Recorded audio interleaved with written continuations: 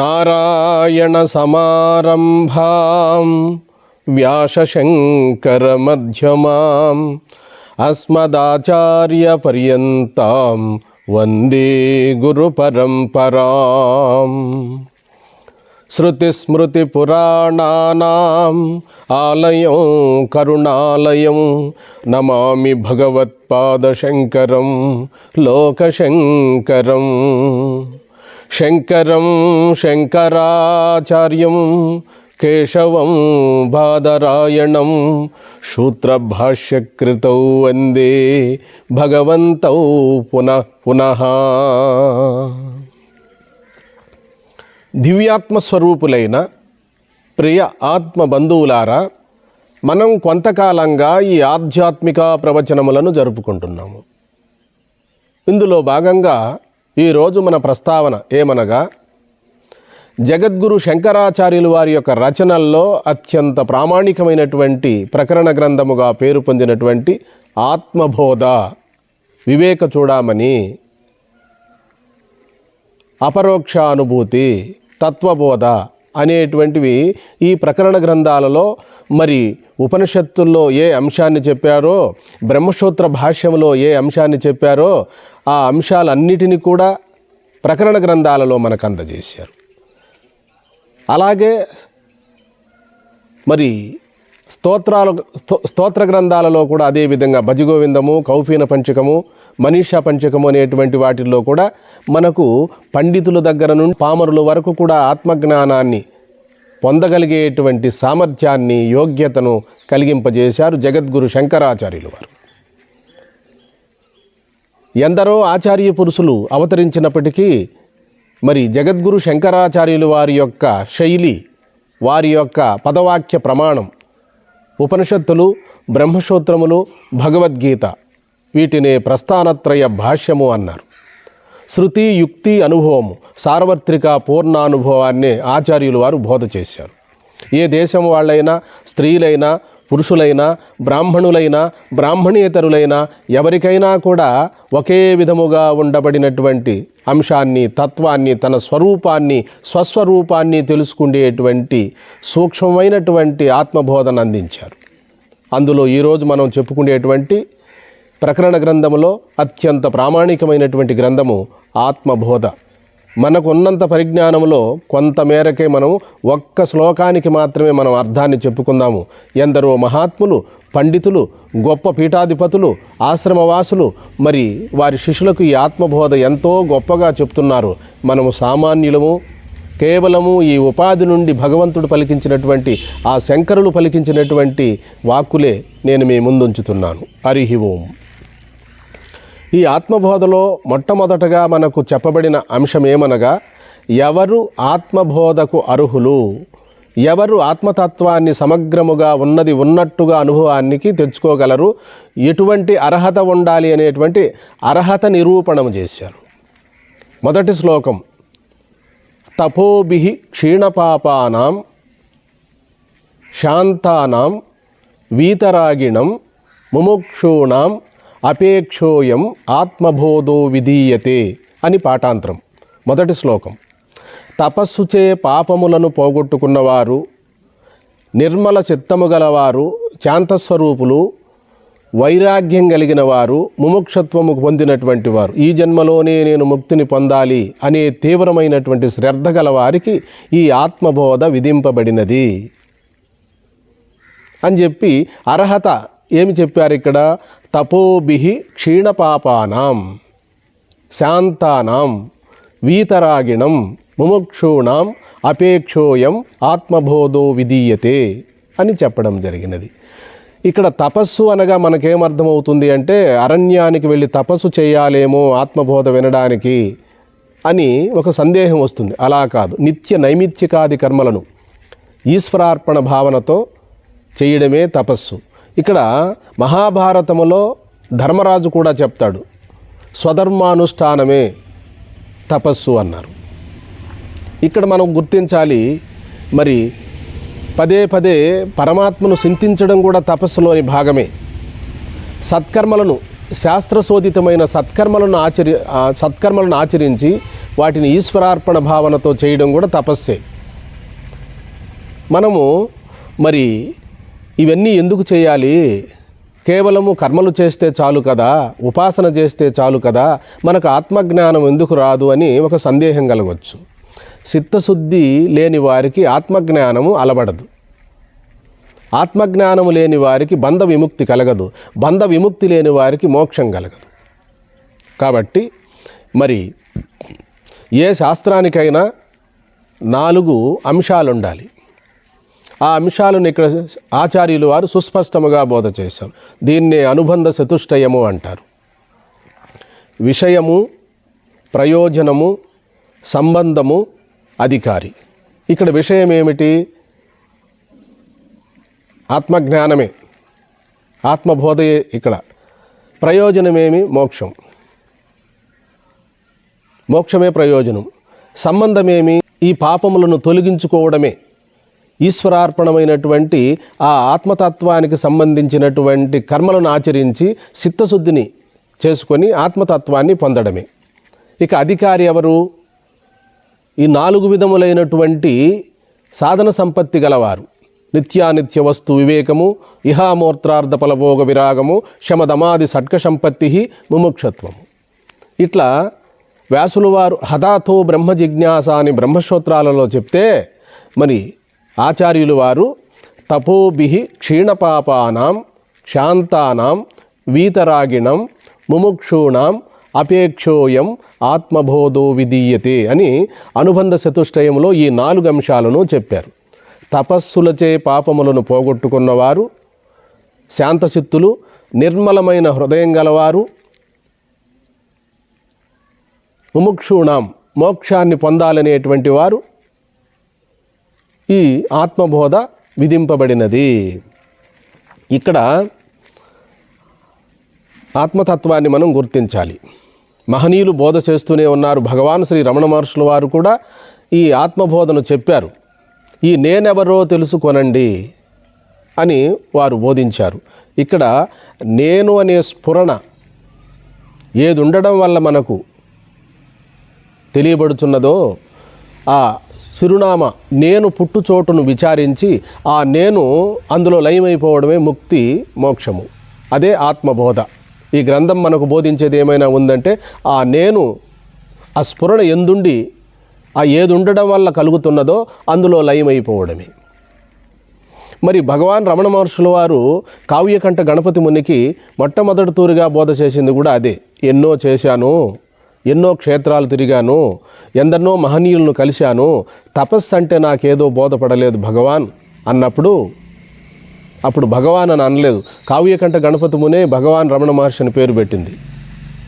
అప్పుడు బ్రాహ్మణ స్వామిగా పేరు పొందున్నారు రమణ మహర్షుల వారు.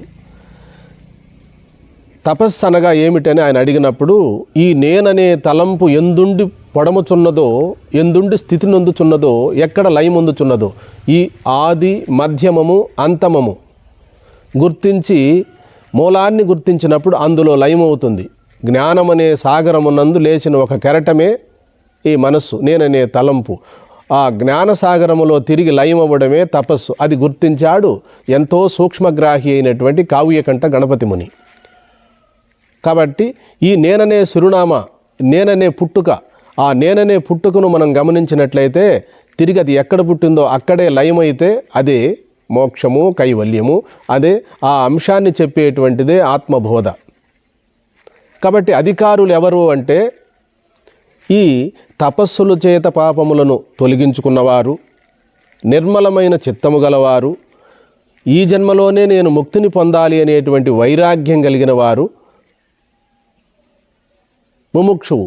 ముముక్షువు అంటే ఈ జన్మలోనే ముక్తిని పొందాలనుకోవడమే, తీవ్రమైన పరితాపమే, తీవ్రమైన శ్రద్ధయే. కాబట్టి మనం అంతా చెప్పుకోలేము. మరి ఈ శ్లోకము ఒకటే మనకు సరిపోతుంది. ఇంకా ఎందరో మహాత్ములు, మహనీయులు యూట్యూబ్ ఛానల్లో చెప్తున్నారు. మీరంతా కూడా వినగలరని నేను మనవి చేసుకుంటున్నాను. కాబట్టి ఈ ఆత్మబోధ అనేటువంటిది, ఆత్మబోధ బ్రహ్మబోధ అని 2 జ్ఞానాలు లేవు. బ్రహ్మబోధయే ఆత్మబోధ. ఆ బోధ అంటే జ్ఞానము. బ్రహ్మజ్ఞానము ఆత్మజ్ఞానం వేరు కాదు, ఒకటే. కాబట్టి మనం పుణ్యకర్మలను ఆచరించాలి. సత్కర్మానుష్ఠానం వలన పాప సంస్కారాలు నిర్మూలింపజేసుకొని చిత్తము పరిపాకము చెందినప్పుడు పాపరహితము కలిగినటువంటి వారికి ఈ వేదాంత విద్య సులభముగా అర్థమవుతుందని చెప్పి మన మహనీయులు మహాత్ములు చెప్పడమే గాక ఆచార్యులు వారు కూడా మరి చిత్తశుద్ధి ఎంతో అవసరము, వేదాంతాన్ని వినడానికి, ఆ విన్నటువంటి అంశాలను మననం చేయడానికి, నిధిధ్యాసనలో ఆత్మసాక్షాత్కారాన్ని పొందడానికి మరి సత్కర్మానుష్ఠానం ఎంతో శ్రేష్టమైంది అని చెప్పి మనకు చెప్పడం జరిగినది. కాబట్టి మనకు మనముగా విచారణ చేసుకోవాలి. నాకు అర్హత ఉందా లేదా అనేటువంటి అంశాన్ని మనము గుర్తు చేసుకోవాలి. మరి మూడో పర్యాయం కూడా నేను ఈ శ్లోకాన్ని చెప్తున్నాను. తపోభిః క్షీణపాపానాం అంటే పాపములను తొలగించుకున్నవారు, తపస్సులచే పాపమును తొలగించుకున్నవారు, శాస్త్రశోధితమైన కర్మలను నిష్కామంగా ఆచరించడం వల్ల చిత్తం పాపరహితమవుతుంది. పాపరహితమైనటువంటి వారికి ఆత్మజ్ఞానం కలుగుతుంది. ఆత్మజ్ఞానం కలిగిన వారికి బంధ విముక్తి కలుగుతుంది. శాంతానాం శాంతచిత్తము గలవారు. ఇక్కడ శాంతమనే శబ్దానికి రెండు అర్థాలు చెప్పారు ఆచార్యులు వారు. సిద్ధావస్థలో పరమాత్మతో ఐక్యమై శాంతస్థితిని పొందడం ఒక అర్థము, సాధక దశలో కామక్రోధ లోభ మోహముల నుండి, ప్రాపంచిక విషయముల నుండి విడుదల పొంది శాంతస్థితిలో మనసును నిలపడమే శాంతానం. వీతరాగిణం కోరికలు లేనటువంటి వారు, పరమాత్మనే పొందాలనేటువంటి తీవ్రమైన పరితాపం గలవారు. వీతరాగిణం ముముక్షూణం మోక్షాన్ని పొందాలనేటువంటి ముముక్షత్వం. అపేక్షోయం ఆత్మబోధో విధీయతే అటువంటి వారికి ఈ ఆత్మబోధ విధింపబడినది. మనకు మనముగానే విచారించాలి. మరి మనకు ఈ శాస్త్రములు ఎందుకు, పురాణములు ఎందుకు, యజ్ఞయాగాదులు ఎందుకు, ఇవన్నీ ఎందుకు? ఆత్మజ్ఞానము మనం తెలుసుకోవచ్చు కదా అంటే మరి అంతటి ప్రసన్నత, అంతటి విచారణాత్మకమైనటువంటి తీక్షణమైనటువంటి పట్టుదల ఉన్నటువంటి వారు చేయడంలో తప్పేమి లేదు. 100కి 90 మందికి వేదాంతం విన్నప్పుడు అదంతా అలవడినట్టే ఉంటుంది, మనకు అనుభవం వచ్చేసినట్టే ఉంటుంది, వెంటనే మన చేతి నుండి జారిపోతూ ఉంటుంది.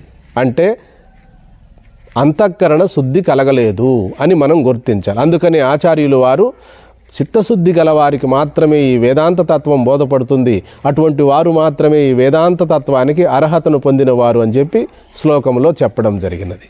ప్రియాత్మ బంధువులారా, మనముగా ఎందరో మహాత్ములు, మహనీయులు, ఆచార్య పురుషులు ఎందరో ఆత్మబోధన గురించి, వేదాంతాన్ని గురించి చక్కగా ప్రవచనం చేస్తున్నారు యూట్యూబ్ ఛానళ్ళలో. మరి ఈ అంశాలన్నిటినీ కూడా మనము గుర్తు చేసుకొని మరి నేను అంటే ఎవరు, నేను అంటే దేహం కాదు, నేనంటే మనసు కాదు, నేనంటే బుద్ధి కాదు, నేనంటే ఇవేవీ నేను కాదు, వీటన్నిటినీ తెలుసుకుంటున్నటువంటి ఏ ఎరుకైతే ఉన్నదో, ఏ జ్ఞానమైతే ఉన్నదో, ఏ స్వరూపమైతే ఉన్నదో అదే నా యొక్క యథార్థ స్వస్వరూపం అని చెప్పి ప్రజ్ఞానం బ్రహ్మ, అహం బ్రహ్మాస్మి, తత్వమసి, అయమాత్మా బ్రహ్మ అనే మహావాక్యములను ఆచార్య పురుషుల ద్వారా తెలుసుకొని శ్రవణ మనన నిధిధ్యాసనలో బ్రహ్మ సాక్షాత్కార జ్ఞానంలో మిగిలిపోగలరనే నేను మనవి చేసుకుంటున్నాను. మేము చెప్పేటువంటి ప్రవచనములలో ఏదైనా సాహితీయ దోషములుండినా, అక్షర లోపములుండినా, సమన్వయము కుదరకపోయినా మీరు సహృదయులు సత్యాన్ని మాత్రమే గుర్తించగలరనే నేను మనవి చేసుకుంటున్నాను. ఇక్కడ సత్యమేమిటి? నా యొక్క యథార్థ స్వరూపమే సత్యము. సత్యమనగా త్రికాలాబాధ్యము, 3 కాలముల యందును, వర్తమానము, భూతకాలము, భవిష్యత్తు కాలములు 3 కాలముల యందు కూడా మార్పు లేకుండా జాగ్రత్త, స్వప్నము, సుషుప్తి ఈ 3 అవస్థల్లో కూడా సాక్షిగా ఏ చైతన్యమైతే ఉన్నదో ఆ చైతన్యమే నా యొక్క యథార్థ స్వరూపము, స్వస్వరూపమని మీరు గుర్తించగలిగితే చాలు. కాబట్టి ఎంతో వేదాంత శాస్త్రాలను మీరు చదివి తెలుసుకోలేకపోవచ్చు, కానీ మహనీయులు, మహాత్ములు మనకు బోధ చేస్తున్నారు కదా. ఆ ప్రకారంగా మనం తెలుసుకొని తెల్లవారుజామున 4 గంటలకు మరి మనకు ఆత్మవిచారణ చేయలేని పక్షములో, స్వస్వరూప స్థితిలో ఉండలేని పక్షములో, తానుగా మిగలలేనటువంటి వారు ధ్యానం చేసుకోవచ్చు. ధ్యానం నిర్విషయం మనః, ఏ ఆలోచనలు లేకుండా ప్రశాంతముగా పూజా గదిలో కూర్చొని సుఖాసనము వేసుకొని చక్కగా కూర్చొని దృష్టిని భ్రూమధ్యమునందు కానీ హృదయస్థానమునందు కానీ నిలిపి అలా సంకల్ప వికల్పములు లేకుండా సాక్షిగా కానీ లేదా తటస్థంగా ఉండడం, ఆలోచన లేకుండా ఉండడం ధ్యానం. ఆత్మస్వరూప చింతనం ధ్యానం అన్నారు ఆచార్యులు వారు. చింతనం వల్ల మనకేం కలుగుతుంది అంటే, భ్రమర కీటక న్యాయం ప్రకారముగా ఒక భ్రమరము కంతిరిగా కీటకమును తెచ్చి గూడు కట్టి మట్టి గూట్లో పెట్టి ఆ మన్ను చుట్టూ గూడు పెట్టి అందులో పెడుతుంది. 21 రోజులో అది భ్రమర రూపాన్ని ధరిస్తుంది. కీటకము భ్రమరం అవుతుంది, కంతిరీగ అవుతుంది. తద్విధముగా నిరంతరము మనము శివోహం శివోహమని కానీ సోహమని కానీ జపం చేస్తూ ఆ సూక్ష్మంగా తెలుసుకోవాలి. మనం ఆ సోహం భావన కూడా గురువుల ద్వారా తెలుసుకోవాలి. ఎట్టబడితే అట్లా చేయకూడదు. ప్రజ్ఞానం బ్రహ్మ, అహం బ్రహ్మాస్మి, తత్వమసి, అయమాత్మా బ్రహ్మ అనేటువంటి వాక్యములను గురువు ద్వారా శ్రవణ మననాదులు చేసుకొని సూక్ష్మంగా నేను పరమాత్మ స్వరూపుడై ఉన్నానని చెప్పి ఆత్మస్వరూప చింతనం ధ్యానం అని చెప్పి అలా మనం ఉండగలిగితే ఇది మననం అవుతుంది. మననమే ఫస్ట్ శ్రవణం అవుతుంది, శ్రవణం మననం అవుతుంది, మననం నిధిధ్యాసన అవుతుంది. ఇంతకంటే ఏమీ లేదని సహేతుకంగా సద్గురువులు నాకు బోధ చేశారు. శాస్త్రములు కూడా అదే విధంగా చెప్తున్నాయి. నేను పరబ్రహ్మస్వరూపుణ్ణేనని చెప్పి అనుభవానికి వచ్చేస్తుంది బ్రహ్మజ్ఞానం. అందుకనే మనకు ఈ విధంగా ఎవరికైనా అనుభవానికి వస్తుందా, ఎక్కడైనా ప్రామాణికం ఉందా అంటే, మరి యాజ్ఞవల్క్య మహర్షి తన భార్య అయిన మైత్రేయికి ఆత్మతత్వాన్ని ఎలా తెలుసుకోవాలని మైత్రేయి ప్రశ్న అడిగినప్పుడు మరి యాజ్ఞవల్క్య మహర్షి చెప్తున్నాడు, ఓ మైత్రేయి, ఆత్మావారే ద్రష్టవ్య శ్రోతవ్యో మంతవ్యో నిధిధ్యాసితవ్య. ఓ మైత్రేయి, ఆత్మనే చూడవలెను, ద్రష్టవ్య చూడవలెను, ద్రష్టవ్యో మంతవ్యో మననం చేయవలెను, నిధిధ్యాసితవ్య నిధిధ్యాసనలో ఆత్మసాక్షాత్కారం కలుగుతుంది. ఇదే నేరైన సాధనం అని చెప్పడం జరిగినది. కాబట్టి జగద్గురు శంకరులు వారు కూడా ఆత్మబోధలో ఏం చెప్పారంటే, జ్ఞానం మోక్షైక సాధనం, అన్య సాధనముల వల్ల కాదు. యజ్ఞము, యాగము, తపస్సు, పూజలు, వ్రతాలు ఇవన్నీ చేయడం వల్ల మనకు ముక్తి కలగదు. అట్లని వాటిని నిరసించనక్కరలేదు. ఇవన్నీ కూడా మనకు వేదమే చెప్పినది, శాస్త్రమే చెప్పినది. పాప ప్రక్షాళనం జరిగినప్పుడు చిత్తము నిర్మలమవుతుంది. నిర్మల చిత్తమున గురువులు బోధ చేసినప్పుడు ఆత్మజ్ఞానం కలుగుతుంది. కాబట్టి కర్మలన్నీ కూడా ముక్తిని ఇవ్వడానికి రాలేదు, ఇహపరములు ఇవ్వడం కొరకే వచ్చినాయి. వాటిని మనము ఈశ్వరార్పణ భావనతో చేసినప్పుడు ఆ సత్కర్మల వలన అంతఃకరణ శుద్ధి కలుగుతుంది. అంతఃకరణ శుద్ధి వల్ల ఆత్మజ్ఞానం కలుగుతుంది. ఆత్మజ్ఞానం వలన బంధ విముక్తి కలుగుతుంది.